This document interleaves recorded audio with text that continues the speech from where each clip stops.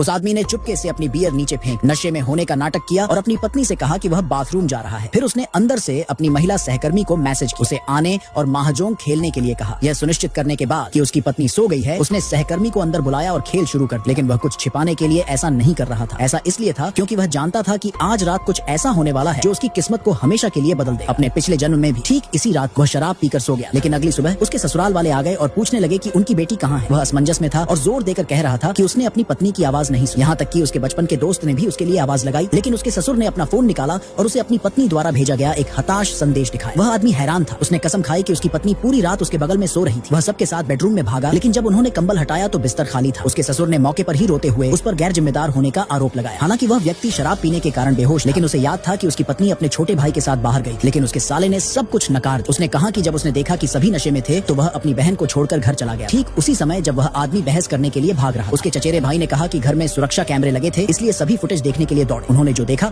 उससे वे चौंक गए। ऐसा लग रहा था कि आदमी ने खुद ही अपनी पत्नी को मार डाला, इससे पहले कि वह कुछ समझा पाए। उसके ससुर ने नियंत्रण खो दिया और एक दुखद निर्णय, वह व्यक्ति अन्याय से भरा हुआ मर। लेकिन भाग्य ने उसे एक और मौका दिया। वह जागा और उसी रात में वापस आ गया अपने अपने छिपे हुए एजेंडे के साथ। हर किसी को देखते हुए उसे याद आया कि कैसे उसके चचेरे भाई ने उस रात एक घर के लिए 2,30,000 युआन उधार लिए और अगली सुबह सबसे पहले उसने पूछा कि उसकी पत्नी कहाँ है। इसने चचेरे भाई को उसका प्राइम सस्पेक्ट बना दिया, लेकिन साला ही घर से सबसे ज्यादा परिचित और उसकी पत्नी के साथ उसका घनिष्ठ